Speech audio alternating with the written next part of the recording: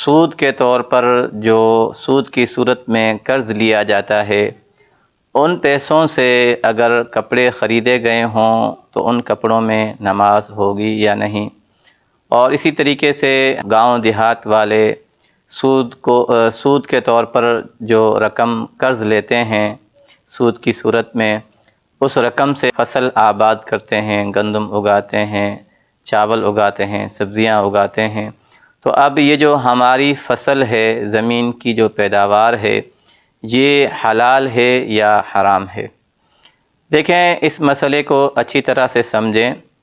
سود کی جو لین دین ہے، اس میں جو اضافی رقم ہوتی ہے، قرض لوٹاتے ہوئے جو اضافی رقم دیتے ہیں، وہ اضافی رقم ناجائز اور حرام ہے۔ وہ رقم دینا بھی حرام ہے اور وہ اضافی رقم سود کے طور پر لینا بھی حرام ہے۔ وہ جو اضافی رقم ہے، اس رقم سے اگر کوئی بندہ کپڑے خرید کر ان کپڑوں میں نماز پڑھتا ہے تو اس کی نماز تو ہو جائے گی، کیونکہ نماز کے شرائط میں سے ایسا لباس پہننا ضروری ہے جو لباس پاک ہو اور اس میں آپ کا سطر بھی ڈھپ جائے، سطر بھی کھلا ہوا نہ ہو۔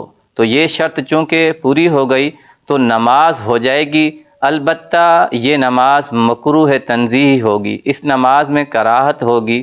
کراہت کا مطلب یہ ہے کہ اس نماز کے ثواب میں کمی پیشی ہوگی، ثواب کم ملے گا، اس لیے کہ یہ جو کپڑے آپ نے خریدے ہیں، ایک گناہ کا عمل کر کے آپ نے رقم حاصل کی اور اس رقم سے آپ نے کپڑے خریدے۔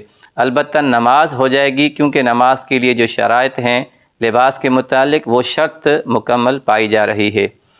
اور اسی رقم سے کوئی بھی چیز آپ خریدتے ہیں تو وہ چیز خریدنا ناجائز ہے، حرام ہے۔ اس اضافی رقم کو مالک کے پاس لوٹانا یہ آپ پر واجب ہے، ضروری ہے۔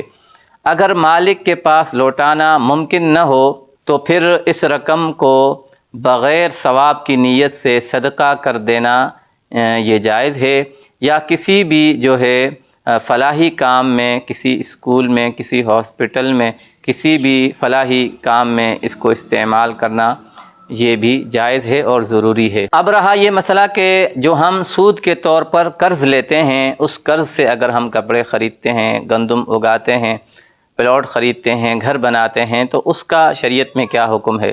تو دیکھیں، جو رقم آپ نے قرض کے طور پر لی ہے، اس کا لوٹانا چونکہ آپ پر واجب ہے اور وہ آپ لوٹائیں گے، تو اس قرض سے جو آپ کپڑے خریدتے ہیں وہ کپڑے خریدنا جائز ہے، اس میں نماز بھی ہو جائے گی۔ یا اس سے جو آپ کوئی کاروبار کرتے ہیں، مثلا آپ کوئی گاڑی خریدتے ہیں اس پر سواری بٹھانے کے لیے، تو اس گاڑی کی آمدنی بھی حلال ہے، وہ گاڑی بھی حلال ہے۔